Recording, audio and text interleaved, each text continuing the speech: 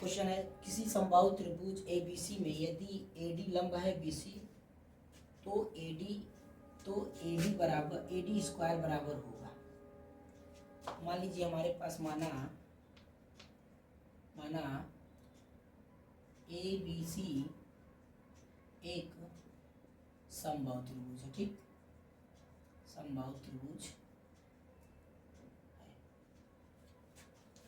तो एक त्रिभुज बनाएंगे इस तरीके से, ये ए बी एंड सी हो गया समबाहु त्रिभुज है, यानी कि इसके सारे भुजाएं आपस में क्या होंगे, बराबर होंगे। तो माना ए बी सी एक समबाहु त्रिभुज है जिसमें हम लोग बढ़ेंगे आगे। मान लीजिए त्रिभुज हमने इस पे एक लंब डाल दिया, ये पॉइंट क्या हो गया, डी, ठीक। अब हमारे पास डी हो गया, तो देखिए ए सी डी एक आपको समकोण त्रिभुज दिख रहा है ना। तो ए सी डी एक समकोण त्रिभुज है। देखिए माना त्रिभुज ए बी सी एक समबाहु त्रिभुज है जिसमें ए डी लंब बी सी पर है, दिया है इतना हमारे पास। तो बी डी बराबर क्या हो जाएगा, सी डी। तो बी डी बराबर सी डी हो जाएगा, ठीक होगा। अब जो हमारे पास ए डी सी त्रिभुज मिला है, इस त्रिभुज में चलते, क्योंकि हमें दिखाना क्या है, ए डी स्क्वायर किसके बराबर है। तो त्रिभुज ए डी सी में, जो कि यहाँ लिख सकते हो, जो कि क्या है, जो कि समकोण त्रिभुज है। क्या है, समकोण त्रिभुज, ठीक। अब इसमें चलेंगे तो पाइथागोरस प्रमेय आप लोग जानते हैं, जब कोई समकोण त्रिभुज होता है तो हमें पाइथागोरस प्रमेय का यूज करना पड़ता है। तो पाइथागोरस प्रमेय से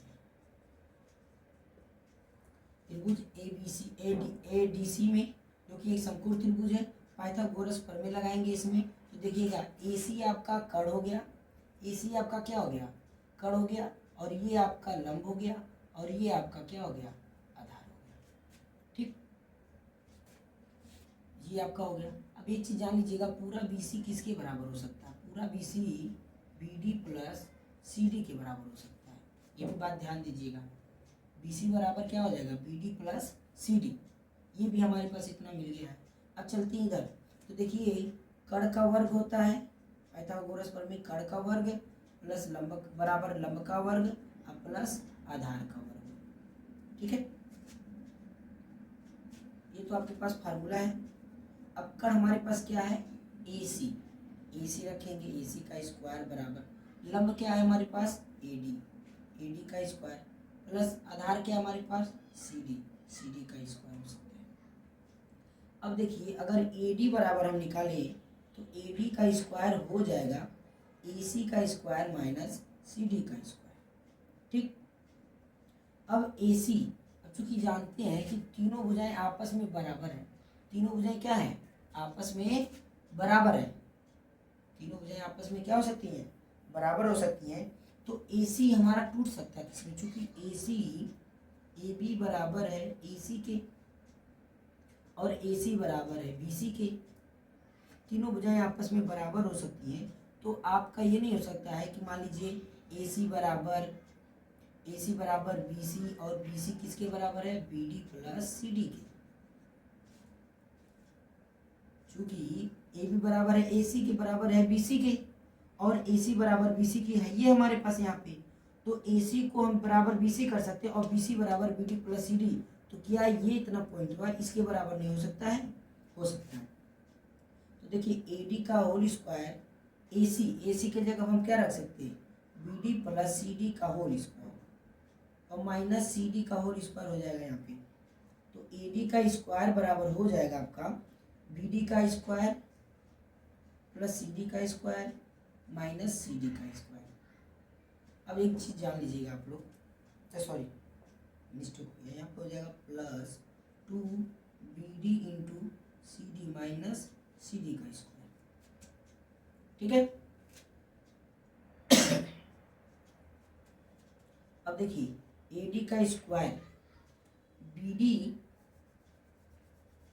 ए डी का स्क्वायर बी डी किसके बराबर है बाबू, यहाँ पे देखिए बी डी बराबर है सी डी के। तो यहाँ हम बी डी की जगह सी डी का होल स्क्वायर रख सकते हैं, प्लस सी डी का होल स्क्वायर रख सकते हैं, +2 यहाँ पे बी डी है तो बी डी की जगह क्या रख सकते हैं, C D into C D, और यहाँ पे क्या है, सी डी का स्क्वायर, सी डी का स्क्वायर।